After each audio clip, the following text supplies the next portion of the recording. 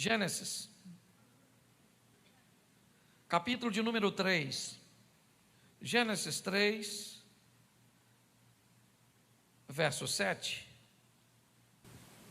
Olhe para mim, porque eu quero falar algo com você antes de ler. O tema da minha mensagem hoje é culpado,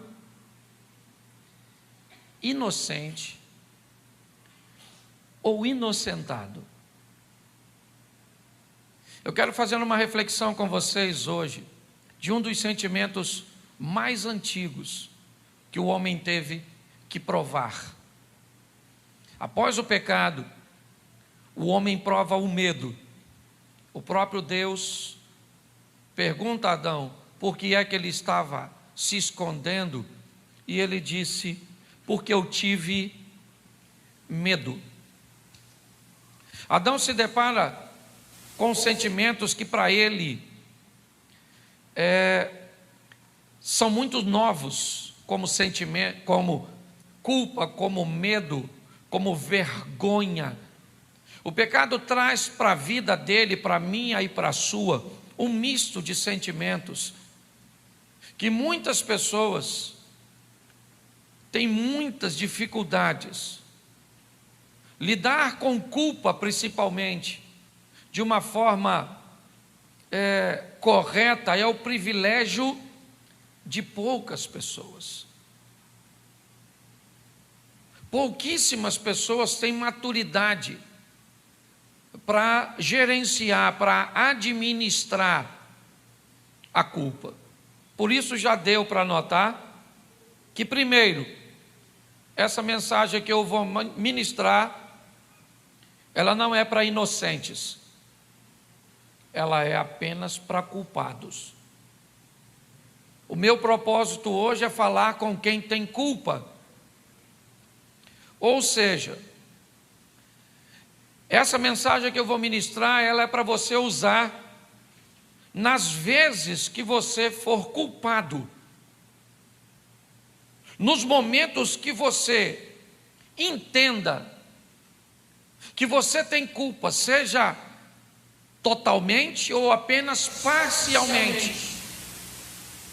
Porque às vezes nós não somos totalmente culpados de um fato, de um acontecimento, de uma briga, de uma traição, de um assassinato. Se vamos levar isso para o campo da lei, do direito, dos homens ou divinos, é muito importante nós termos a maturidade de aprendermos a lidar com a nossa culpa. E é lógico que ainda corre o risco de algumas pessoas terem um problema, como sociopatas, que têm dificuldade de se sentirem culpados por alguma coisa. Se você até hoje nunca se sentiu culpado de nada, você sempre achou que a culpa sempre foi da sua esposa, do outro, você está sempre certo. Tudo que você faz está sempre pautado numa razão. Isso é perigosíssimo. Eu te recomendaria um médico. Você corre o sério risco de desenvolver uma sociopatia, porque não cometer erros é impossível, mas não se sentir culpado é possível. Só que isso é uma doença. Então eu preciso que você olhe hoje de uma forma madura, porque o meu propósito é ajudar você. Como eu vou lidar com a culpa? E eu acho que é por lidar de forma errada que muitas pessoas acabam tendo problemas. E se você é evangélico, se você é cristão, primeiro, você vai ter que entender que na Bíblia nós vamos tratar de culpa de duas formas. Uma visão do Velho Testamento, onde era olho por olho e dente por dente, onde o culpado era visto de uma forma muito mais enfática, incisiva, e a graça, o período cujo qual nós estamos. Para nós é muito importante nós conhecermos os dois lados. Sabemos como as coisas funcionavam na época de Moisés, na época de Josué, quando Acã esconde. Mas é muito importante nós olharmos para Cristo, para a graça, para a manifestação de Cristo. E é isso que eu quero te mostrar. Primeiro, quando a culpa aparece pela primeira vez, e como é que nós precisamos lidar com ela, porque provavelmente grande parte dos conflitos que nós, na nossa vida, parece um looping, está sempre acontecendo, eu estou sempre voltando ao mesmo erro, provavelmente é um probleminha com a culpa. E aí eu quero ler com você Gênesis 3, 7, diz assim: então foram abertos os olhos de ambos e conheceram que estavam nus, e coseram folhas de figueira e fizeram para si aventais. No verso 7 você vai para o 12, que diz assim: então disse Adão: a mulher que me deste por companheira, ela me deu da árvore e comi. E disse o Senhor Deus à mulher: por que fizeste isso? E disse a mulher: a serpente me enganou e eu comi. Feche os seus olhos. Senhor nosso Deus e Pai, te damos graças por tua palavra. Continua falando conosco. Usa-me, ó Deus, como um canal de bênção, pelo poder do nome de Jesus. Amém. Glória a Deus. Amém? Já deu para notar que a culpa ela traz para este casal, que vai provar dela pela primeira vez, duas consequências: a vergonha, e aqueles que eram unidos agora se tornam adversários. Quando nós olhamos o que a culpa fez com Adão e Eva, foi fazer com que eles se escondessem e tentassem resolver por si próprio, cozendo folhas de figueira. Mas mais do que vergonha, eles agora começam a se degladiar. Agora um colocando a culpa no outro, eles não estão entendendo, eles não sabem como lidar com essa emoção. Em todo ambiente onde a culpa está presente, nós vamos ter três personagens: o homem, Satanás e Deus. Quando eu digo homem, eu estou dizendo o ser humano, que pode estar sozinho, pode estar com sua esposa, com seus filhos, que pode estar com seu amigo, com o irmão da igreja. Esse é um personagem.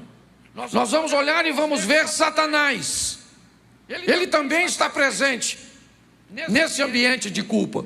Muitas vezes ele é aquele que vai estabelecer a indução. Ele não pode pecar, é verdade, por mim, mas ele pode me convencer, ele pode me estimular, ele pode aproveitar de uma fraqueza que eu tenho e fazer com que eu cometa um erro. E nós temos Deus, e nós vamos ver como esses três lidam com a culpa, e nós vamos usar alguns exemplos rapidinho, para facilitar. Primeiro nós vamos ver o homem, como a maioria de nós lidamos com a culpa. Como é que você lida com situações cujas quais você é culpado? Provavelmente transferindo a responsabilidade para o outro. Na maioria das vezes que nós vamos conversar com pessoas para resolver situações, litígios, brigas, conflitos, crises, sejam de coisas simples ou criminosas. Não, eu matei porque ele fez isso. Não, eu atropelei porque só estava em alta velocidade. Não, ele entrou na frente. Não, porque que você gritou com sua mulher? Não, eu gritei porque ela fez isso e isso e isso. Não, porque que você pecou? Não, eu pequei por causa disso. Como é que o homem lida com a culpa? Se eximindo, em primeiro momento, de sua responsabilidade.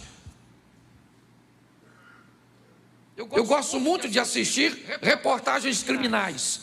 E quando um criminoso chega para o primeiro interrogatório, até hoje eu nunca vi, a não ser que ele tenha sido pego em flagrante. Aí ele vai mudar de estratégia, dizendo que foi ele, mas arrumando uma culpa na outra parte que justifique o que ele fez. A maioria de nós não mudamos, não corrigimos a nossa trajetória, não consertamos, porque nós jogamos a responsabilidade no outro. Eu me divorcio da minha mulher. E por que eu me divorciei dela? Porque eu não consigo tolerar ela, a culpa é dela, porque ela é desse jeito, porque ela é aquilo, porque é aquilo outro, porque aquilo.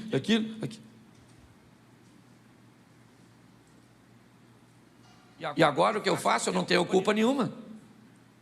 Então o que é que eu faço? Eu entro em outro relacionamento, mas não corrigi nada que estragou aquele, porque eu não tinha culpa nenhuma naquele outro.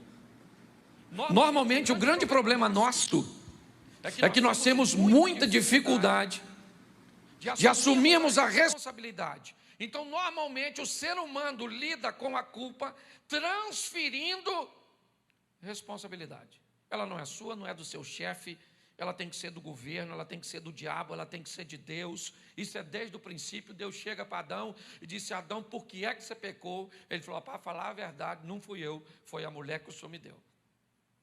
Aí Deus vai lá na mulher e falou: e aí, dona Eva, por que você pecou? Ela falou: e eu? Foi uma serpente maluca aí que me deu e eu comi. Me convenceu. E provavelmente a serpente estava lá, mas não devia estar nem o outro bicho passando, nem um mosquitinho.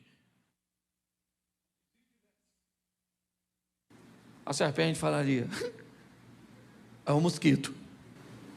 Por quê? Porque a maioria das pessoas querem e faz isso com maestria. Por isso que eu digo na maioria das minhas pregações, quando eu recebo no meu gabinete uma vítima e eu começo a escutar a história dela, lá na frente eu descubro que ela é também a vilã ou o vilão. Então o homem lida transferindo responsabilidade. Como Satanás lida com a culpa? Como é que o diabo faz para lidar com a culpa? Primeiro, ele tenta te convencer de que não há perdão.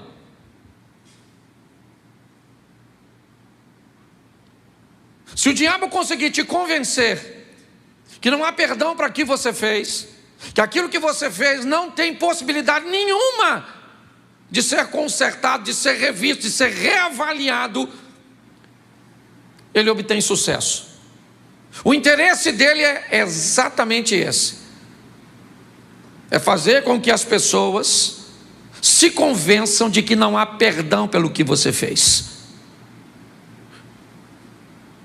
E aí já é meio caminho andado. Segunda maneira que o diabo age: provocando remorso e desejo de desistir da vida. Bom, já que o que eu fiz foi uma fatalidade, já que o que eu fiz não tem conserto, então realmente eu não mereço mais viver, eu tenho que tirar a minha vida. Essa é uma dor tão forte, uma humilhação tão grande, uma vergonha tão grande. Eu envergonhei a igreja, envergonhei minha família, envergonhei meus filhos, eu fiz isso e agora o que eu vou fazer? Eu vou tirar a minha própria vida. É assim que o diabo lida com a culpa, fazendo com que pessoas, ao invés de ter arrependimento, tenham remorso. Exatamente a diferença de Pedro para Judas Iscariotes. Sentem coisas diferentes, e tomam decisões diferentes. Terceira maneira é que o diabo vai ver na culpa. Por que ele quer que eu peque? Porque ele vai ver na culpa a oportunidade de destruir a minha vida. Então para ele é um prato cheio você se sentir culpado. Mas pastor, realmente eu sou culpado. Espera mais um pouquinho que eu vou chegar lá. Eu não estou dizendo que você é inocente. Eu abri minha mensagem dizendo que a mensagem que eu ia pregar é para culpado. Mas primeiro eu preciso que você entenda como você lida com a culpa, botando a sua culpa, né, nos outros. Como eu tenho um amigo que dizia assim: a culpa é minha, eu coloco em quem eu quero. Então tem gente que é assim. É só você conversar que você vai ver que ele não tem culpa nenhuma. Tá certo? Então vimos como o diabo lida, te convencendo que não há perdão, provocando remorso e desejo de desistir da vida, e vendo na culpa a oportunidade de destruir sua vida. É isso. Você teve uma vez, por um ambiente, uma situação aconteceu, você fez algo uma única vez, pronto, é a porta que ele entrou, e agora ele vai te culpar de uma tal forma para criar na sua vida um ambiente que você não tenha saída. Agora, como Deus lida com a culpa? Novo Testamento, é o que eu estou falando. Tratando o culpado como culpado. A Bíblia diz que Deus não toma o culpado por inocente, Ele é justo. Se tem uma coisa que Deus vai fazer, é tratar você e a mim como culpado. Você é culpado? Você é culpado. Segunda maneira que Deus vai tratar a culpa, te oferecendo a graça como uma oportunidade. Mesmo você sendo culpado, e ele sabendo disso, enquanto o diabo tenta te convencer de que não há perdão, Deus faz o contrário. Ele busca fazer você entender através dos hinos, através das mensagens, através dos testemunhos, certo? Através de tantas coisas, ele planeja te oferecer a oportunidade do perdão, de tentar de novo. E como Deus lida com a culpa, te mostrando o arrependimento e a conversão. Enquanto o diabo te leva para o remorso, aquela dor aguda, mas que passa rápido. Por que quem tem remorso faz de novo? Porque o remorso traz consigo uma dor aguda, latente, mas ela é momentânea. Muitas pessoas, dia de ceia, pão e suco de uva. Senhor meu Deus, eu não deveria estar ceando, mas eu me arrependo, em nome de Jesus, não faço mais. E no dia seguinte está fazendo.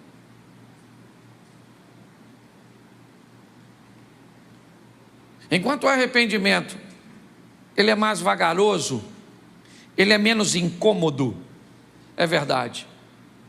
A dor de quem está se arrependendo e se convertendo, ela não é aguda, não. Ela é mais lenta, ela é mais vagarosa. Ela não busca fazer você prometer coisas que você não pode cumprir, não. Ela conhece suas limitações, sua capacidade.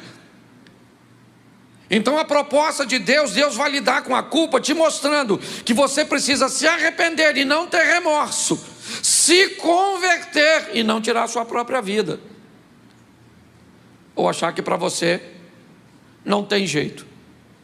Mas se eu estou falando de culpa, eu tenho que separar isso. Primeiro,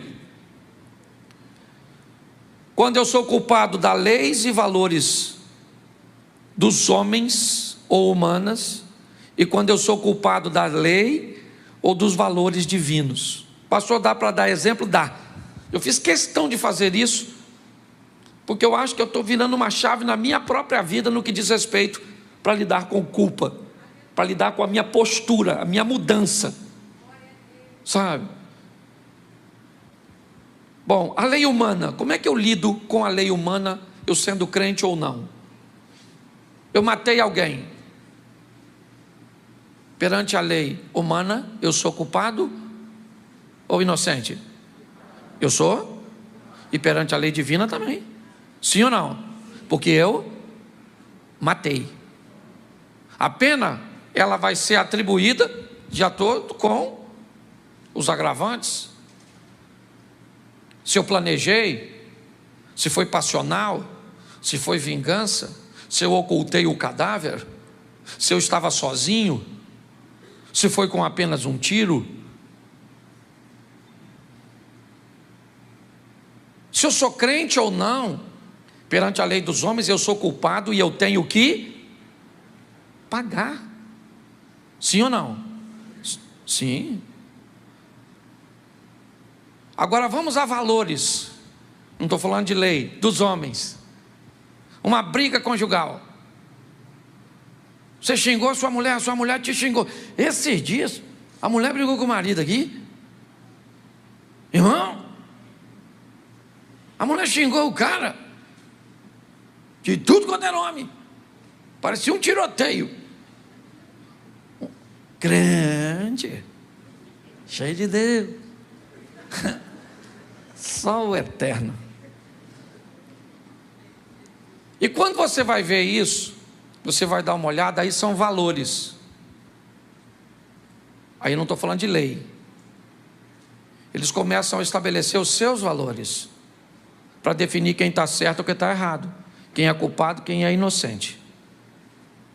Então nós temos essas duas coisas na lei dos homens. E na lei divina, nós temos a lei, por exemplo, como o adultério. Quem adultera é culpado ou não? É culpado ou não? É culpado. Agora nós temos, por exemplo, os valores, que também acabam caminhando por uma subjetividade.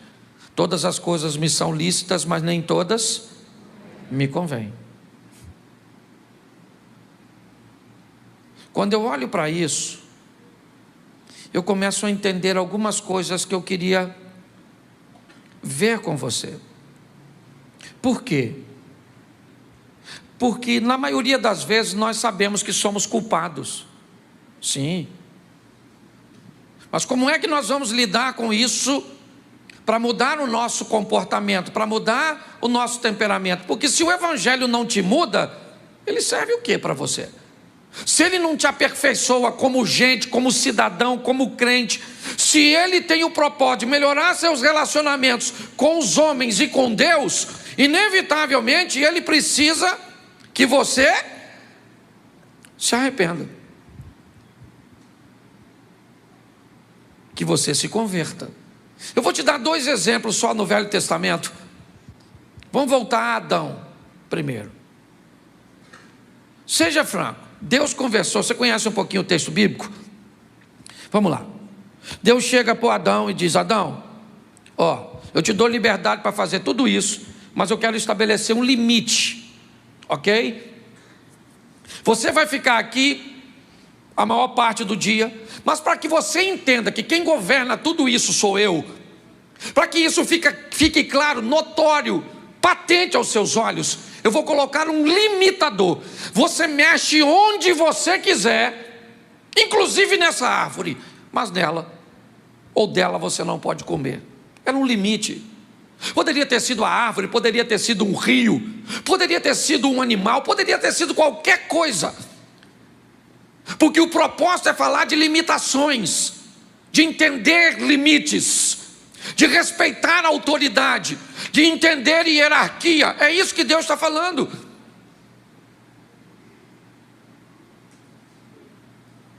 Tudo indica, na primeira narrativa da criação, né? Que já no Éden ou no Gênesis nós temos 2, né? A primeira define como eles foram criados, o homem criado primeiro, depois a mulher. certo? Nós já temos outro definindo que foram criados macho e fêmea. Não está se contradizendo, mas eu quero só que você entenda uma coisinha importante. É que tudo indica que quem falou com Eva foi Adão. Quando o limite está para ser quebrado, você vê nitidamente que o discurso de Eva está quebrado, está furado, está falhado. Ela não sabe o que está dizendo. A informação que chegou para ela não chegou boa, ou ela não conseguiu entender. Sabe o que é mais incrível? É que ela comeu, e o texto não diz que aconteceu alguma coisa enquanto ela come, porque Deus falou com Adão. Aí, imagina, vamos imaginar aqui, ok? Só para cá, é uma coisa que a gente tem mais facilidade. Vamos imaginar a Eva com aquela maçã suposta, com... Não vou fazer propaganda não. A maçãzinha mordida, levando para o Adão. Eu imagino o choque do Adão. A fruta, a marca da boca da Eva, e pior, a Eva está viva. Ela fala: aí Adão, comi. Se tu é o Adão, tu faz o quê? Seja franco. Aí Eva, estou com fome não. Não comi uma banana ali agora? Não. Comeu, não morreu, né? Beleza. Deus vai chegar aqui de tarde, finalzinho da tarde. Vou falar com ele: Senhor, essa mulher que o Senhor me deu é mais perigosa, tem mais veneno que a fruta. Você está rindo, mas é sério. Ele é culpado, mas ele é muito culpado, sim ou não? Mas ele é muito, eu gosto disso. Muito culpado. Mas ele vai lidar com Deus diretamente. Seja no Velho Testamento ou no Novo, quando você lida com Deus diretamente, Deus olha seu coração. E na presença de Deus, Davi disse isso algo de uma forma tremenda: é melhor estar nas mãos de Deus do que na dos homens. Eu não sei o que você fez, e provavelmente você é culpado, porque nós somos. É que a gente costuma botar: quem tem culpa do seu casamento tem uns problemas, você ou sua mulher? Não vem com essa de falar os dois não, porque os dois você fala aqui.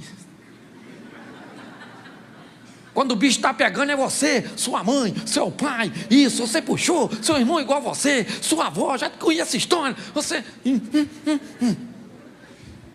O diabo usa você, e você não usa. Nossa, nem para o diabo usar você serve. Você está rindo, mas é sério. Quando nós olhamos para isso, nós vemos que o assunto é muito sério. Vamos pular para Davi para andar rapidinho, esse culto é bem... Davi pecou ou não? Quando se deitou com a mulher do Urias, mandou matar o cara, casou com a mulher e ficou bonitinho na foto. Deus falou: ah, é? Foi lá e falou com ele. Sabe o que é mais engraçado? Perdoado foram os seus pecados. Quando eu escutei essa frase, eu falei: não acredito. O cara passou o cerol na dona, matou o cara. E Deus vai dar esse mole? Mas Deus falou assim: eu vou te perdoar. Seus pecados foram perdoados. Mas deixa eu te falar como é que vai funcionar de agora em diante. Seu filho morre. Seu outro filho, Absalão, vai se deitar com a sua mulher, tudo, no meio da praça. Entendeu, Davi? Você vai ser em ambiente público. E Deus diz que perdoou. Se não perdoa, o que eu aprendo aqui? Ele é culpado, sim ou não? Deus perdoou, sim ou não? Mas Deus não perdoou o efeito. Tem gente que tem dificuldade de lidar com culpa. Por quê? Porque ele: Senhor, me perdoa. Deus diz: beleza, vida que segue. Vamos embora. Nossa, mas por que está acontecendo isso comigo? Nossa, por que está acontecendo isso comigo? Nossa, você trai a mulher, você pede perdão a Deus e quer que a mulher te perdoe do mesmo jeito? Está assim de gente, ó, com sérios problemas com essa questão. Você recebe o perdão de Deus, sim, porque Ele é bom, misericordioso, longânimo, mas o efeito daquilo que tu fez, meu filho, pode durar mas é muito tempo. Então pense antes de fazer. Preste atenção, outro que era também culpado demais, o tal do Pedro. Lembra dele, o discípulo de Jesus, agora indo para o Novo Testamento? Lembra quando Jesus falou que ia morrer, o que ele falou? Eu morro com o Senhor, o Senhor não sabe de nada. Esses discípulos aí, ó, tudo esquisitinho, eles fogem, mas eu morro contigo. Jesus falou: Pedro, para, Pedro. Pedro falou: eu morro. Jesus falou assim, ó, antes do galo cantar, você me nega 3 vezes. Ele pensou: nego. Negou ou não negou? Negou ou não negou? É culpado ou não? É culpado ou não? Mas se arrependeu? Sim. Então teve outra oportunidade. Você acha que o diabo tentou atacar Pedro? Sim ou não? Ele voltou a pescar quando Jesus morreu? Querendo voltar à sua vida antiga? Provavelmente se sentindo culpado? Por que é que Jesus refaz o ambiente onde Pedro nega, perguntando 3 vezes a Pedro? Provavelmente queria apenas reconstruir o modelo ou o ambiente mental que Pedro havia se tornado culpado, exatamente para trazer para ele o perdão. Pedro se ergue, é verdade, mas isso não acontece com Judas Iscariotes, que também é culpado, sim ou não? Sim. E talvez até menos culpado que Pedro. Por quê, pastor? Porque a Bíblia diz que um deveria traí-lo.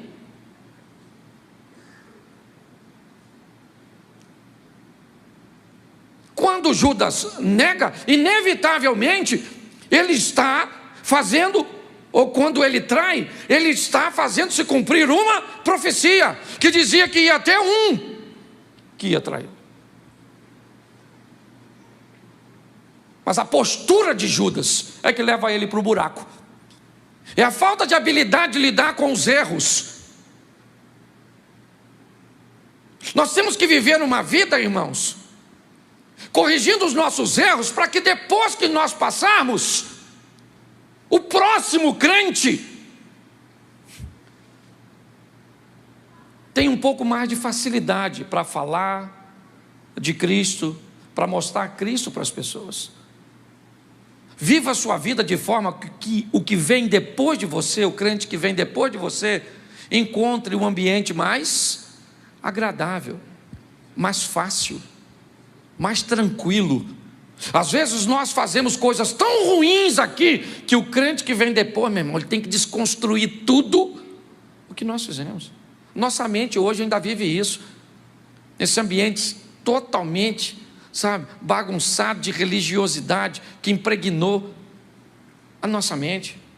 Basta você fazer uma perguntinha, que você destrói, às vezes, o conceito das pessoas. Quando eu olho agora para a mulher adúltera de João 8, ela estava adulterando e foi pega em? Ela é culpada? Ela é culpada ou não? Ela é culpada. Jesus trata ela como culpada? Sim ou não? Sim. Ela é culpada, porque você e eu somos culpados. Talvez não em todos os momentos, mas nós poderíamos mudar, nos aperfeiçoarmos muito, se nós fôssemos capazes de encarar a culpa de outra forma. Mas não, eu errei, e tem gente que diz assim, ó, eu sei que eu estou errado.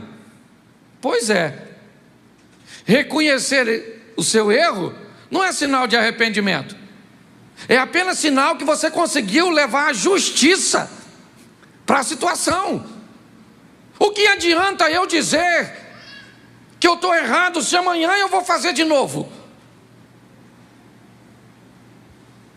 O que a nossa vida está esperando, o que a Bíblia está esperando, o que Deus está esperando, o que uma geração está esperando, é que o Evangelho nos transforme. Mas não. Na maioria das vezes nós somos culpados, mas nós não vamos admitir isso. Vamos botar a culpa na esposa, nos filhos. Por que o nosso filho está assim? Porque nós não temos tempo. Por que esse menino está desse jeito? A culpa é sua. Porque esse menino precisa do pai, e o pai é ausente. Ah é? Eu sou ausente? E você fica com ele o tempo inteiro? E quando eu vou corrigir ele, você não deixa eu corrigir? O tempo inteiro nós estamos lançando no outro uma responsabilidade que eu não sei quantos por cento. Aliás, para mim, ninguém precisa mudar 100%, principalmente casal. Para mim, se um casal, um muda 50% e o outro 50%, a gente já chega nos 100% satisfatório. Mas a grande questão é que quem está mudando, a vida financeira está mudando, os relacionamentos interpessoais estão mudando, o relacionamento divino está mudando. É como dizer para um desorganizado que ele precisa de mais espaço.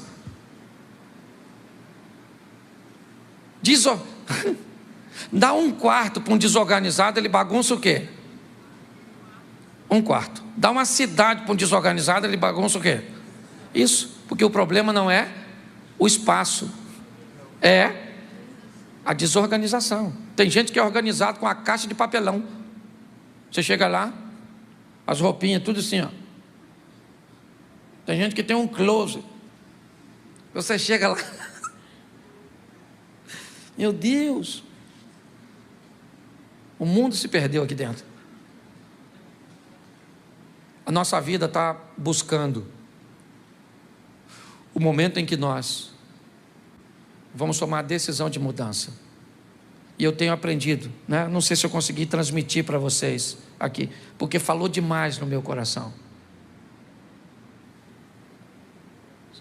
Sabe, eu olhei para a culpa que eu tenho com os meus filhos, com o meu casamento, com a minha igreja, com os meus negócios, com a minha mãe, com, sabe, o meu ministério.